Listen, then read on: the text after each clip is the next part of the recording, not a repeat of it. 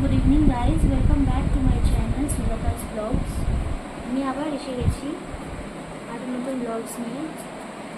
তো যারা আমায় কমেন্টস করছো, সুন্দর সুন্দর যারা কমেন্টস করছো তাদেরকে অসংখ্য ধন্যবাদ।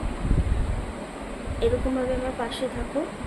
আর আজকে আমি এসেছি একটা নতুন লুকস নিয়ে। অ্যাকচুয়ালি আমি যে ক্লাসের মধ্যে প্র্যাকটিস করছি, ওই ক্লাসের কিছু ডেমনস্ট্রেশন ছিল আজকে। ওই ডেমনস্ট্রেশনেরই লুকস, এটা আমার হাতে নিজে ক্রিয়েট করা।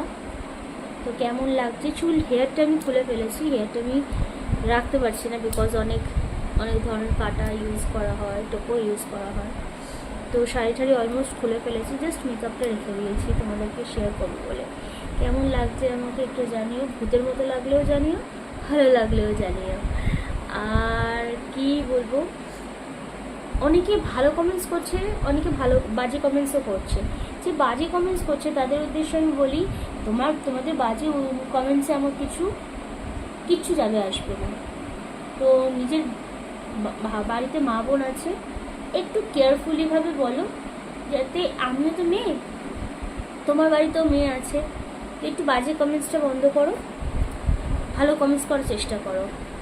এটা সোশ্যাল মিডিয়া প্ল্যাটফর্ম, একটু বুঝে শুনে কমেন্টস করো। আর একটু লুকসটা শেয়ার করলাম, কেমন লাগছে জানিও।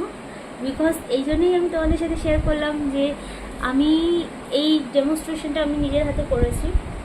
পরবর্তী সময় অন্য ডেমনস্ট্রেশন অন্য কারোর উপর করলে অবশ্যই আমি শেয়ার করব। কেমন লাগছে আমার খালি বলো, বাজে লাগলেও বলবে, ভালো লাগলেও বলবে, বিকজ তোমরাই আমার অডিয়েন্স, তোমরাই আমাকে জাজ করে বলতে পারবে। তো এই অবধি আজকে। তো আবার দেখা হচ্ছে নেক্সট ব্লগিংয়ে, যেখানে আমি আমার কী কী মেকআপ টিউটোরিয়াল ইউজ করি, কী প্রসেসে ইউজ করি বা কীভাবে ইউজ করছি সব শেয়ার করবো।